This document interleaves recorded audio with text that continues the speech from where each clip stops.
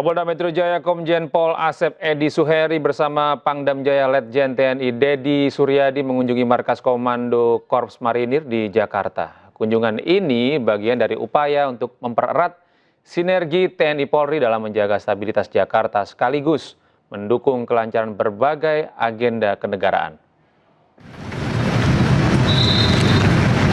Lapor, kesadaran dalam keadaan aman. Selanjutnya, siap menerima kunjungan. Kapolda Metro Jaya Komjen Pol Asep Edi Suheri bersama Pangdam Jaya Jakarta Letjen TNI Dedi Suryadi mengunjungi markas Komando Korps Marinir di Jakarta. Kunjungan bagian dari upaya mempererat sinergi TNI Polri dalam menjaga stabilitas Jakarta sekaligus mendukung kelancaran berbagai agenda kenegaraan. Pertemuan berlangsung hangat dengan membahas penguatan koordinasi, kesiapan personel, serta kolaborasi dalam menghadapi berbagai dinamika keamanan di Jakarta. Pangkormar Letjen TNI Mar Endi Supardi menyatakan kesiapan Korps Marinir untuk mendukung pelaksanaan tugas pengamanan di wilayah Jakarta. Selain itu, Kapolda Metro Jaya Komjen Pol Asep Edi Suheri menekankan pentingnya soliditas antar institusi dalam menghadapi dinamika keamanan yang terus berkembang. Sinergitas TNI Polri merupakan pilar utama ketahanan NKRI. Dinamika geopolitik global dan regional yang dipengaruhi berbagai faktor harus menjadi perhatian bersama. Karena itu, komunikasi, koordinasi, dan kolaborasi antar institusi harus terus diperkuat.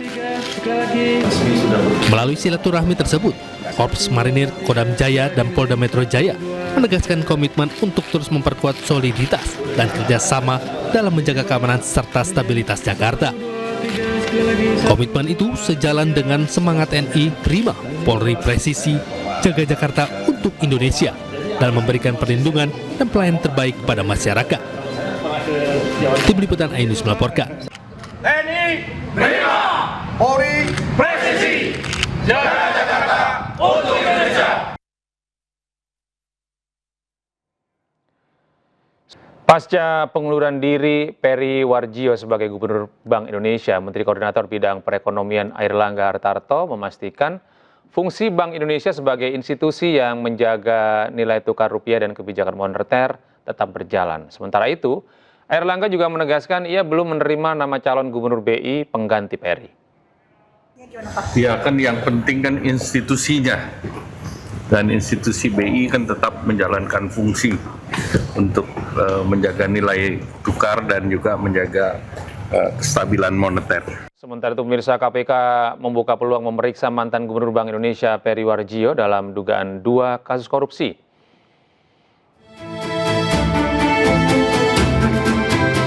Mantan Gubernur Bank Indonesia Peri Warjio akan diperiksa sebagai saksi dalam kasus dugaan korupsi dana CSR Bank Indonesia dan dugaan korupsi di Otoritas Jasa Keuangan.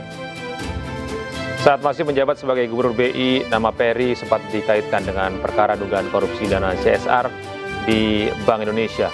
Pada 16 Desember 2024, KPK bahkan sempat menggeledah sejumlah ruangan di gedung BI, namun hingga kini Peri belum pernah diperiksa.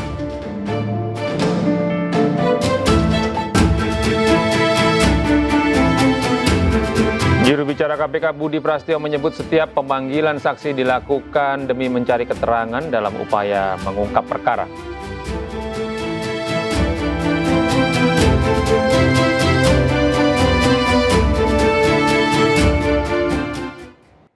Menteri Dalam Negeri Tito Karnavian meminta Menteri Keuangan Purbaya Yudisadewa segera mencairkan dana bagi hasil kepada pemerintah daerah yang mengalami kekurangan kas. Meski demikian, Tito juga menegaskan Pemda tidak boleh hanya mengandalkan transferan dari pemerintah pusat, namun Pemda juga harus berupaya untuk meningkatkan pendapatan asli daerah. Tito, pagi Bapak. Boleh dong Pak, tadi pertemuannya membahas soal apa Pak? Nampak unggahan dari media sosial Menteri Keuangan Purbaya Yudisadewa bertemu dengan Menteri Dalam Negeri Tito Karnavian di kantor Kemenq RI hari Senin. Dalam pertemuan tersebut dibahas penguatan sinergi antara pemerintah pusat dan daerah dalam mendukung optimalisasi pemanfaatan alokasi transfer ke daerah atau TKD. Pada kesempatan itu, Tito meminta Purbaya percepat pencairan dana bagi hasil atau DBH kepada pemerintah daerah. Tito tegaskan bahwa DBH diperlukan untuk membantu daerah yang mengalami kesulitan keuangan, terutama dalam memenuhi belanja pegawai. Nah, kemudian kalau daerah memang sulit sekali PAD-nya, tapi ada DBH-nya, dana bagi hasil yang ada di Kementerian Keuangan, kita mohon kepada Menteri Keuangan agar DBH-nya bisa dibayarkan untuk membantu daerah itu menutupi belanja pegawainya. Yang betul-betul PAD-nya berat, efisiensi sudah dilakukan, dan kemudian DBH-nya juga nggak cukup atau tidak ada. Nah, ini yang dibantu dengan top up. Sementara itu, terkait rencana top up, Tito jelaskan bahwa pemerintah masih melakukan rekonsiliasi data antara Kementerian Dalam Negeri dan Kementerian Keuangan untuk menentukan daerah yang benar-benar membutuhkan dana tambahan. Tito juga tegaskan bahwa langkah pemberian skema top up dilakukan agar tidak ada pegawai yang dirumahkan.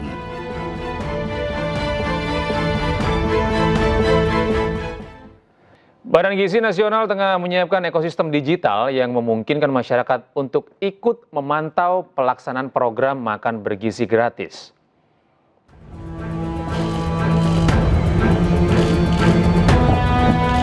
Nasional Sudaryono mengatakan platform digital ditargetkan mulai dapat diakses publik, khususnya orang tua siswa pada pekan depan.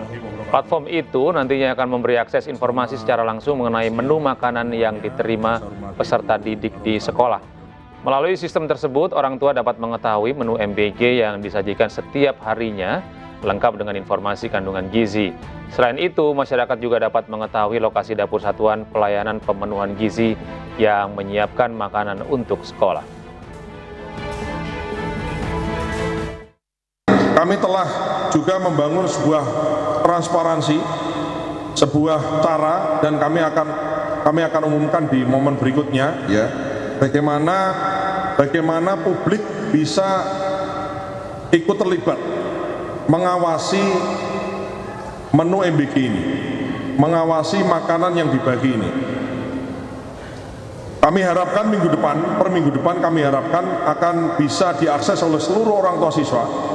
Jadi orang tua siswa bisa mengakses by system, itu kemudian anaknya sekolah di mana, karena sekolah itu dapat makan MBG yang menunya apa, dan kemudian menu itu dimasak di dapur yang mana, dan kepala SPPG-nya siapa.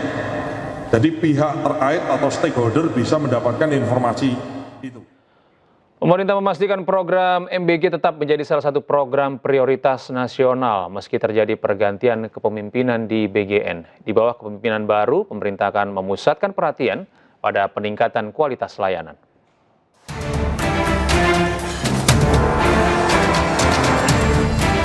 Pemerintah memastikan program makan bergizi gratis atau MBG tetap menjadi salah satu program prioritas nasional meski terjadi pergantian kepemimpinan di Badan Gizi Nasional atau BGN.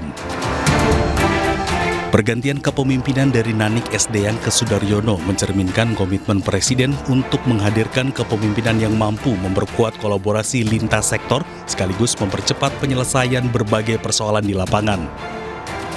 Kepala Badan Komunikasi Pemerintah Muhammad Kodari mengatakan di bawah kepemimpinan baru, pemerintah juga akan memusatkan perhatian pada peningkatan kualitas layanan, penguatan standar keamanan pangan, serta mempercepat tindak lanjut atas setiap laporan dan temuan dari masyarakat.